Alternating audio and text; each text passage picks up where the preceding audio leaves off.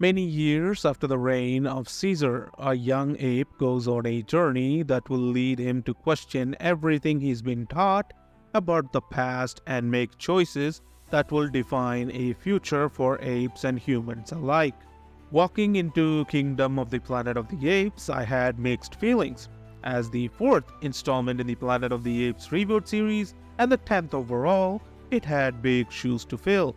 Directed by Wes Ball, known for his work in the Maze Runner series, this film had the challenge of continuing the legacy left by the original trilogy that ended with War for the Planet of the Apes in 2017. Would it reach the heights of its predecessors, or would it merely be another entry in a long-standing franchise? For me, it landed somewhere in between. A good film, but not quite a great one.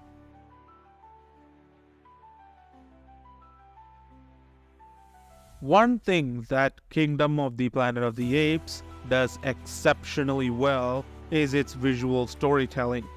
The film is visually stunning, and I have to give credit where it's due.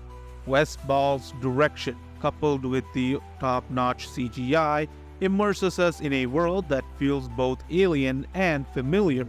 The landscapes, the intricate details of the ape's fur, and the post-apocalyptic human structures they navigate are all meticulously crafted. It's clear that the visual effects team poured their hearts into this project, and it shows. There were moments when I could almost forget I was watching CGI. Some close-up shots of the apes were so lifelike that they blurred the line between reality and animation. Then there's the new protagonist, Noah, played by Owen Teague. As a standalone sequel set generations after Caesar's legacy, Kingdom introduces us to Noah, a young ape on a quest to retrieve his tribe from a cult-like group of apes misusing Caesar's name. Noah is a compelling character, and Teague does a fantastic job portraying his coming-of-age journey. He's a relatable, likable, and easy to root for. A hero who is thrust into perilous situation but remains determined to bring his family back. His arc is heartfelt, and watching him evolve as a leader is one of the highlights of the film.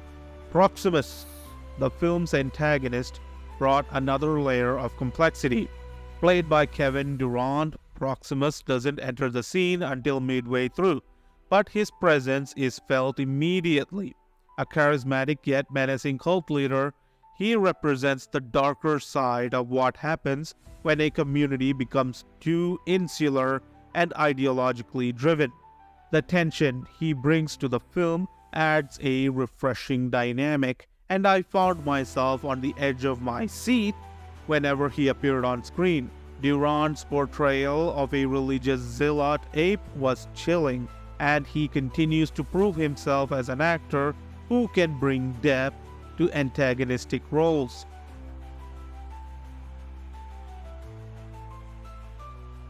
However, for all its strengths, Kingdom of the Planet of the Apes is not without its flaws. The film's pacing is one of its biggest weaknesses. At 2 hours and 20 minutes, it feels like it stretches out its plot more than it needs to. The middle section in particular drags on as Noah's journey becomes less about action and more about long, drawn-out sequences of walking through vast landscapes. It reminded me of The Lord of the Rings, but without the rich world building that makes the journey feel worthwhile. At times, I found myself tuning out, waiting for the next big moment to pull me back in. Another issue is the film's struggle with its narrative focus. The Planet of the Apes reboot series has always thrived by telling deeply human stories through the perspective of the apes. Yet Kingdom introduces a human character named May, and the film occasionally shifts to her perspective.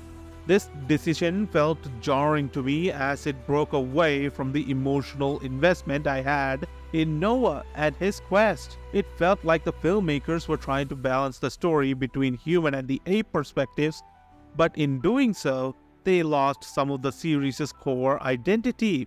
I wanted to see the story unfold purely through Noah's eyes.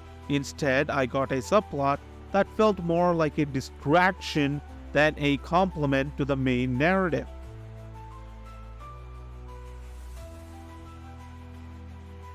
While Kingdom of the Planet of the Apes is undoubtedly a good film, it doesn't quite reach the emotional and narrative heights of its predecessors.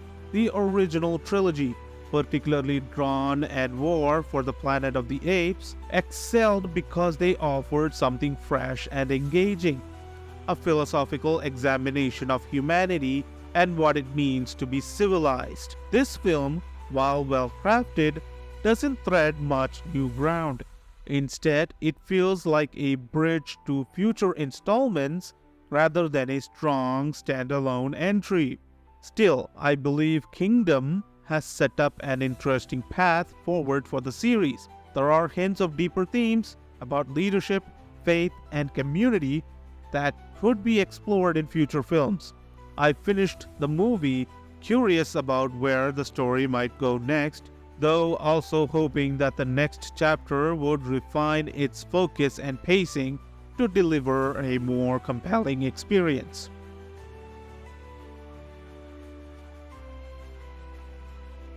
In the end, Kingdom of the Planet of the Apes is a film that fans of the series will appreciate, but it's unlikely to be remembered as one of the greats. It's a movie that showcases some of the best visual effects in modern cinema and introduces a promising new character in Noah. Yet it also falls short of delivering the kind of tight, emotionally resonant storytelling that made the earlier films so impactful. In a world of hit or miss, Kingdom of the Planet of the Apes is a bit of both. That's my opinion on Kingdom of the Planet of the Apes. Do you agree with my thoughts? What are your thoughts on the film? Let me know in the comments. Please drop a like and subscribe to my channel, and I'll see you in the next video.